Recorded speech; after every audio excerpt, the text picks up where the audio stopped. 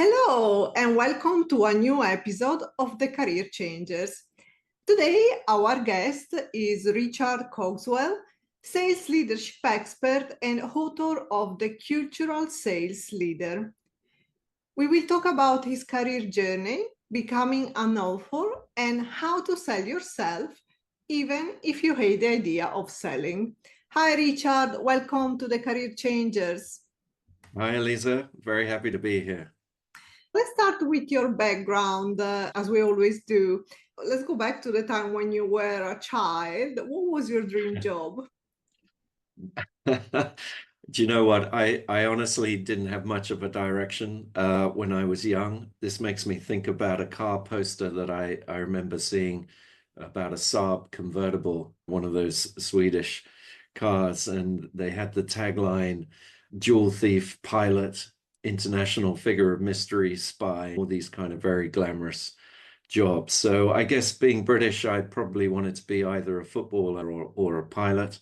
But the truth of the matter, it was either going to be the army or commerce. So I fell into commerce, essentially. Mm. You had some different ambitions. How was your time at school, and what education did you choose after that, after the Sure. compulsory education? Yeah, I had quite a privileged schooling, to be honest. My parents put a lot of stock into schools, and they didn't really push me that much, to be honest, but I did go to some great places.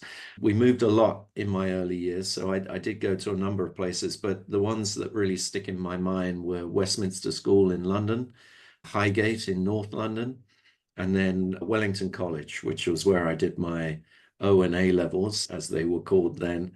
And then after that, I was the first in my family to go to uni, and I chose Glasgow, where I read history. And that was a kind of minimum 4 year MA program, unlike the 3 year programs for Bachelor of Arts in the UK, in England. So, yeah, from there, straight into commerce, learning through life is the way to think about that. So, how was the transition for you going from leaving university where you studied history? And I don't know if you had any history related jobs, ambitions, and your first job and starting your professional life. Sure. As I say, I always, you see, I had a very strong role model in my father, right? And he was a soldier, so it was either going, and he also worked for IBM, so it was going to be one of these two. He was in sales as well. I gravitated towards sales. I was actually in a bit of a hurry when I left university, and there weren't a huge amount of opportunities. But I responded to, and this is going to age me, a newspaper advert, if people can remember those. And it turned out to be an opportunity in London, and it was insurance sales, and it was commission only insurance sales. So it was something of a real live and quite a tough baptism, both of sales, but also of quite an aggressive environment. It was something of a boiler room, actually. So I learned a huge amount in that first job, which kind of lasted a year and a half. And much of what I learned set me in opposition to what I found there, both in approach and cultural terms. So it was quite an education. Mm. I remember the times where there were ads on the newspaper. Many Yeah, people maybe they don't know what we are talking about.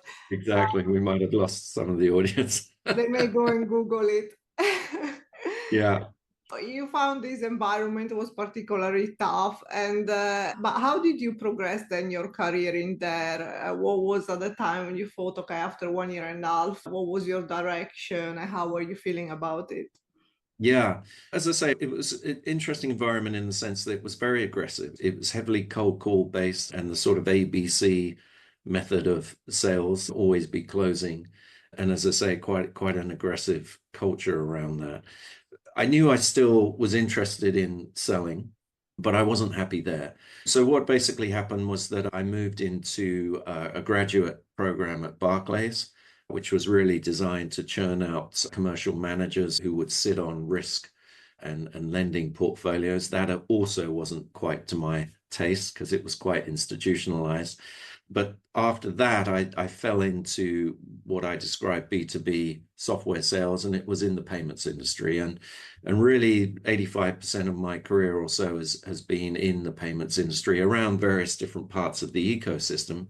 Today, I'm doing card issuance and have been doing that for the last 6 years. But I basically sort of describe this as being on the sort of nexus of payments, data, and technology. And it's within that career predominantly that I learnt sales leadership, got my first promotions, got into turnaround situations, and started businesses from scratch, essentially, in terms of landing the customer base. Yep, that's still in the payments industry to this date. So you developed this great career in sales until a point where you decided to write The Cultural Sales Leader, your book. Right. So how did you come to that point in your life?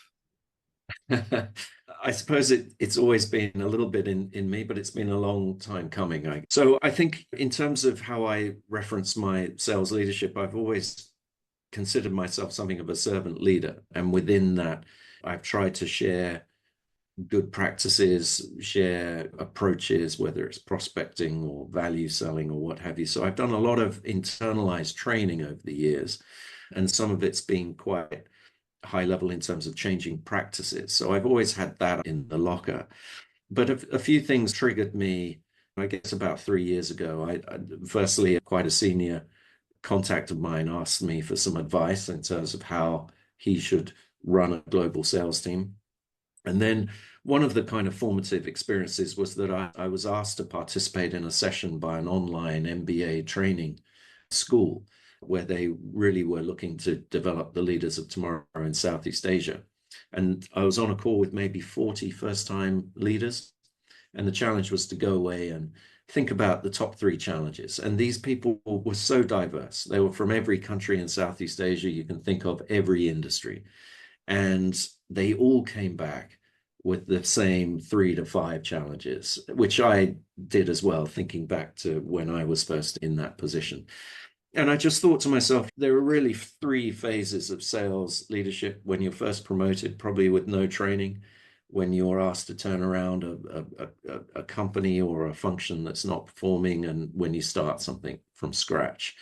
And you can always think that you're alone, that all your challenges are unique to you, and they're really not. So I really just tried to write the book that I was looking for at various stages of my career. And I hope I've delivered that. And it's, as you say, it's out there now. There are people that sell like you, and there are people that buy, and there are people Yeah. that are scared of selling. Yeah. So Yes. this is what we're going to talk about. Sometimes, well, we do need to sell ourselves, whether it's for our careers, well, mainly. But that can bring a very uncomfortable feeling about self-promotion. So let's Yeah. talk about that. What Yeah. does self-promotion mean to you, and why is it important in today's professional landscape? Sure. Before I just answer that, you say there are people like me who sell. I think honestly, selling is learnt. And you'll be surprised how many salespeople were and are or will identify as introverts, right? And honestly, it really is a journey. And I think it's one that you never fully fulfill because you're always learning. So I think whatever your background, it is, I would think of it as a learning journey. But yes, you're absolutely right. For a lot of people, sales can be a kind of controversial term, and the thought to sell yourself seems wrong, and people can have the connotation that it's boastful or you're self-promoting and what have you. But essentially, the way I think about it, and especially if you're in the context of promoting yourself, it's really about getting what you want and what you deserve, and having a view of sales that is not the reality I first faced when I got into that awful company that I spoke about earlier, which was very aggressive and probably the kind of environment that gives a bad name to sales, but more of the kind of the sort of experience I've had over the years now, where you're really just trying to identify challenges and you're trying to find value. And in this context, you are the vehicle to providing that value. through your skills, through your experiences, and through whatever return on investment essentially you can give the business or the environment that you're talking to, essentially. So I think it's about changing that mindset a little bit, that you're both helping yourself, but you're helping whatever that opportunity is or whatever the company is that you're talking to do better because you have a perspective or you have a skill set or you have an ambition to grow your knowledge in a certain space, whatever it might be. Mm. And if you look back at your journey, can you Mm. remember a specific moment where you felt that self-promotion has been crucial for your career?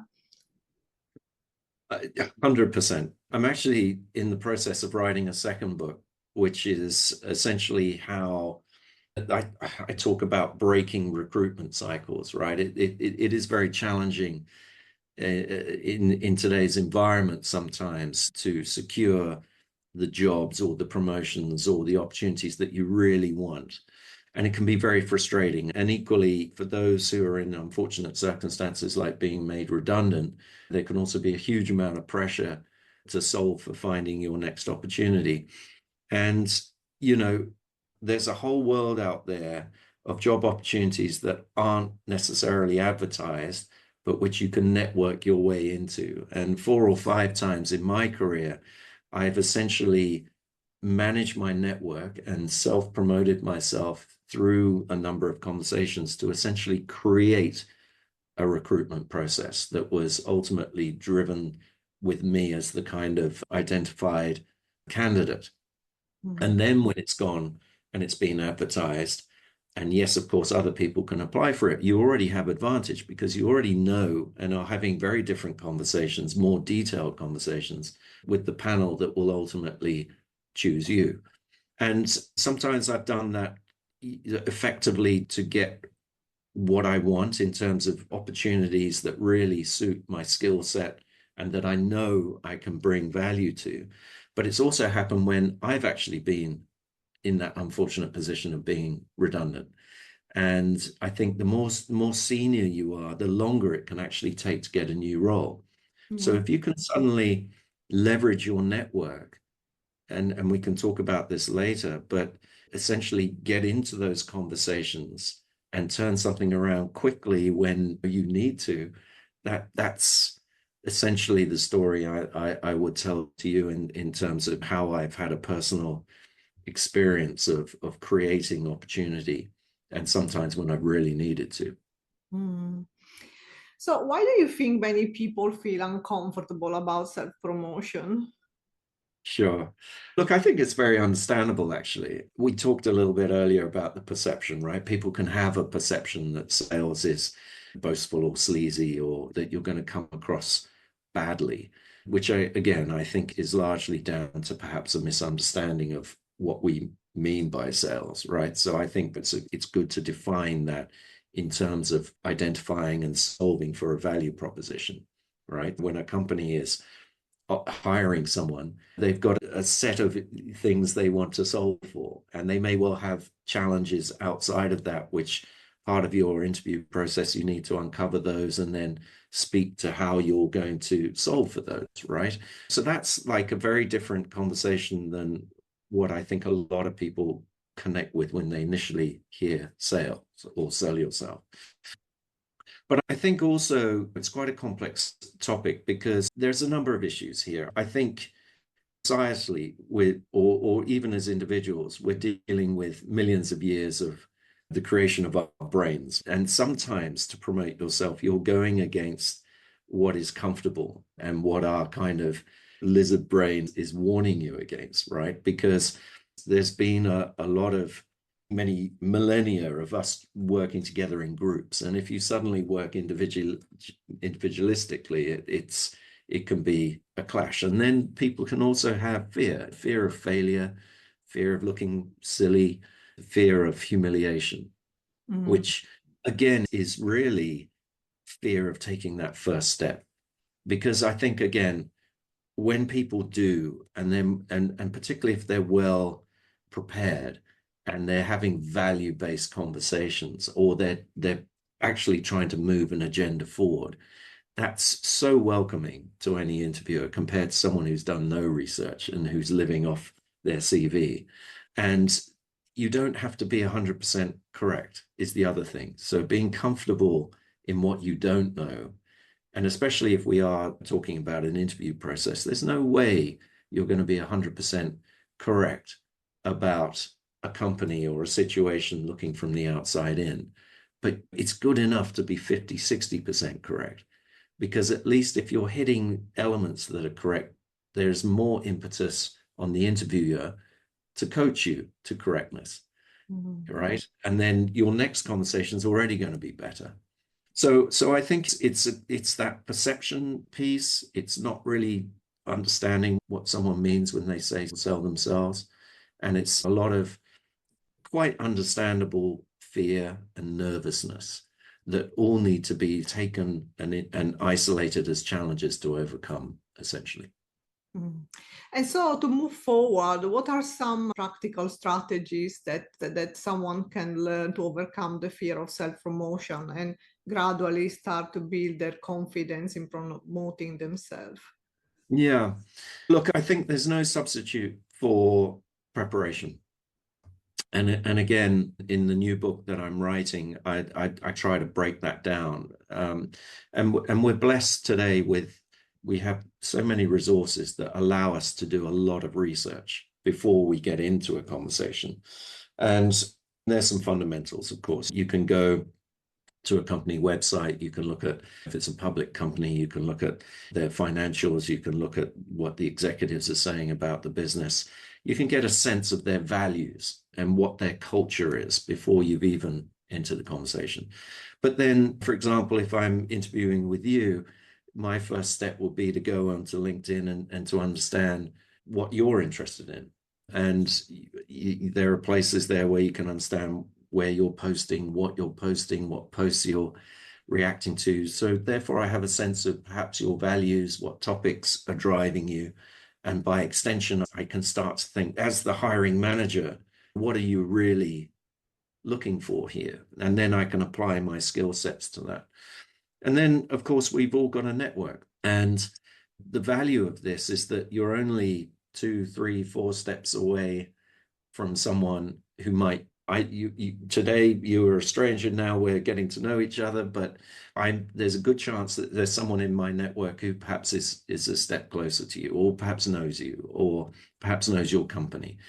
And again, make use of that. Have those conversations around the individual you're about to meet so that you, again, find out more, which is all preparation, I think. And then get your stories correct in terms of stories about your career, about your life that illustrate what your values are and what behaviors have driven success, and perhaps even what your philosophy is in terms of whatever your skill set or role is.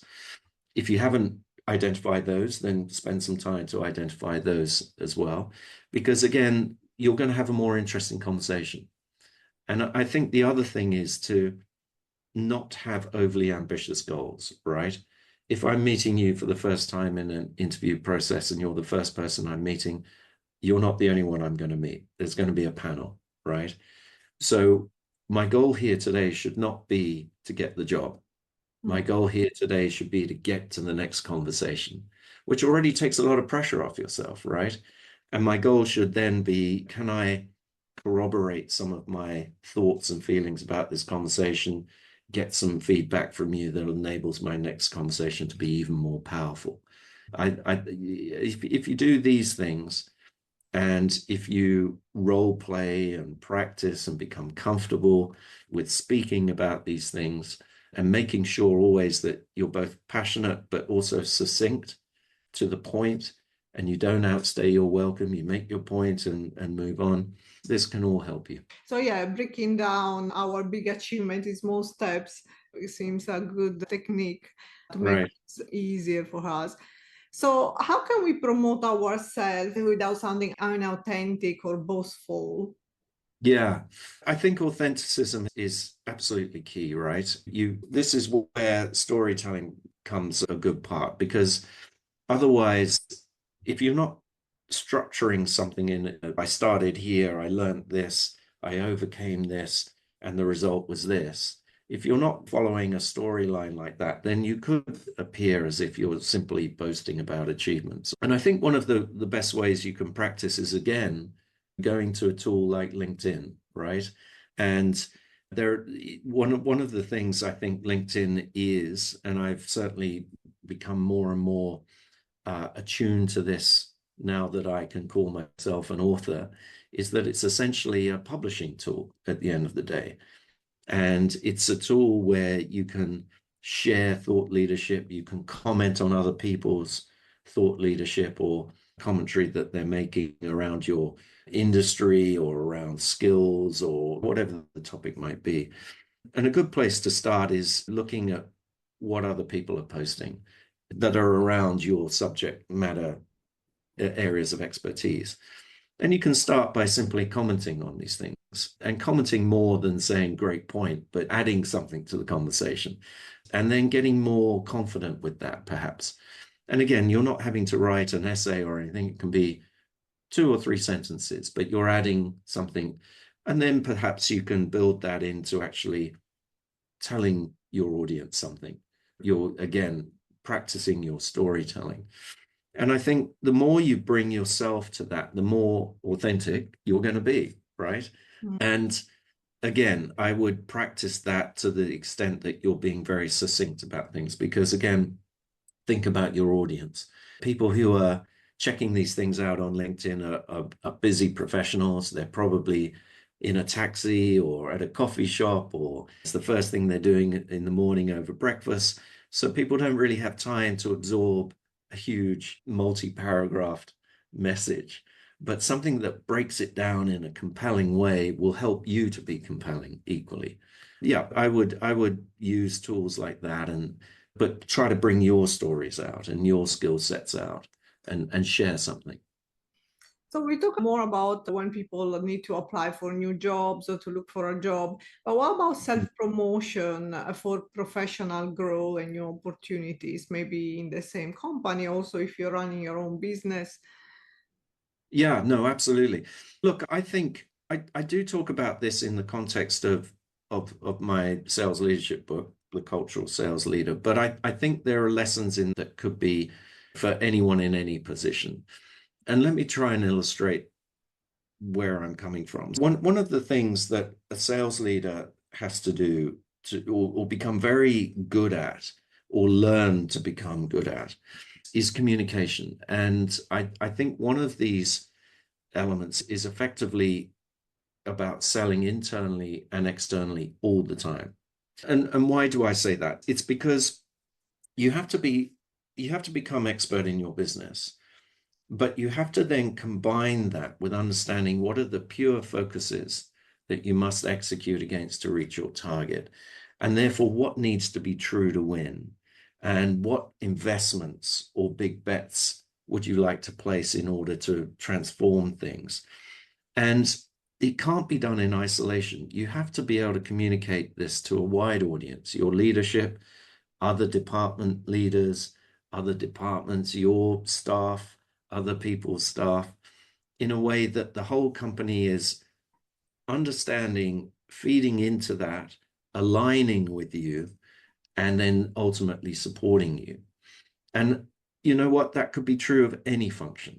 If you're in operations, support and implementation, or lawyers or finance, again, if you're building, if your goal is to build a great culture, part of that needs to be communicating and selling what your priorities are. And equally, it's funny, actually, I was in a session the other day, and this was a very senior leader, and he was basically talking about he doesn't like environments where staff don't come and feel that they can come and talk to him.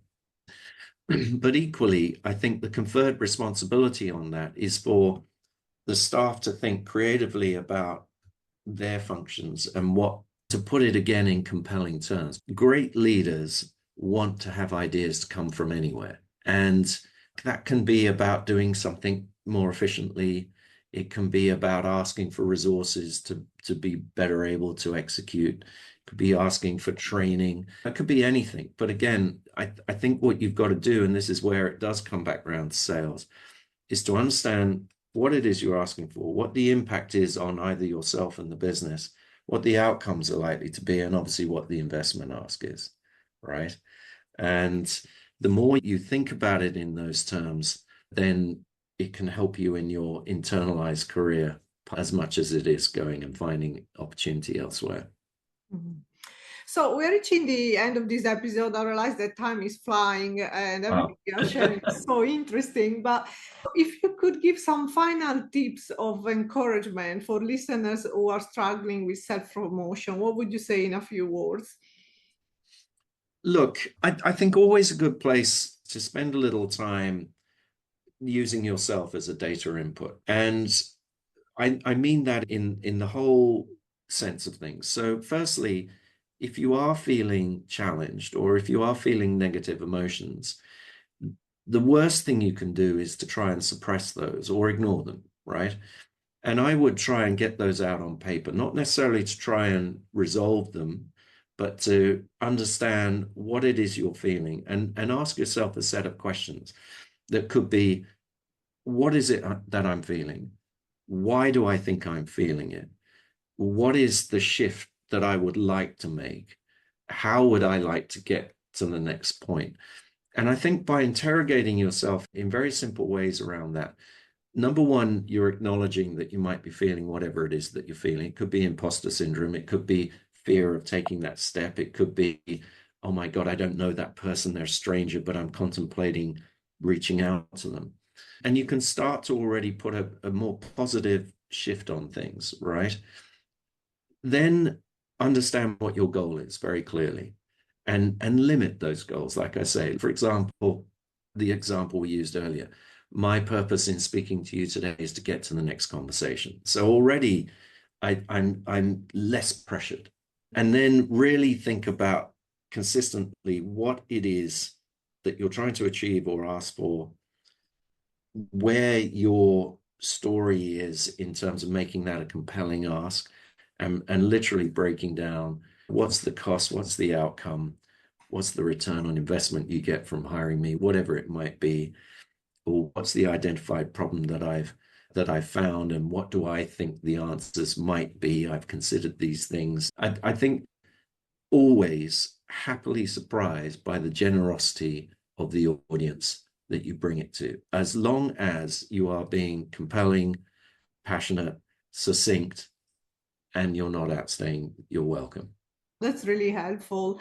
So, really, we are reaching the end of this episode. So the last question, if you could give yourself a piece of advice, what would you say to your younger self, maybe to that young boy that didn't know how to sell at that time himself? Firstly, listen to yourself and don't suppress negative emotions, right? Learn that you are part of the data inputs as much as looking at a pipeline or trying to figure out how to work with a colleague. So don't ignore that. And the other thing I would have said to myself is don't be in such a hurry. Learn to enjoy the journey. And I think the third thing is that piece that we've also just talked about. I tell my kids all the time, you can talk to anybody. And the person that you probably want to talk about is probably no more than 6 steps away in terms of network terms. And you can literally get an audience with them. Again, if you're passionate, compelling, not outstaying your welcome. And I've coached people before who have had ambitions to move industry or start in an industry, and help them through identifying who the person might be, help them through identifying how to contact them, help them through drafting something. And it's just the most pleasurable thing when they get a very positive response and that person helps them, because I think that already shows people that it can be done, and it limits all of the fear factor that we've been talking about through the course of this conversation. Thank you, Richard, so much. Time really has flown. And, yes. Thank you for joining us today, sharing your inspirational career story and wisdom with our listeners. It's been a pleasure. I can't believe how quickly it's gone, but it's been lovely. And I appreciate this topic very much. I hope it's a help to people out there. Definitely. Maybe there will be an occasion for you to come back and talk more. Um, Lovely. so a last message for our listeners, don't forget to subscribe to our channel. If you enjoyed this episode, please leave a review and tune in next week for a new inspirational episode of the Career Changers. Thank you.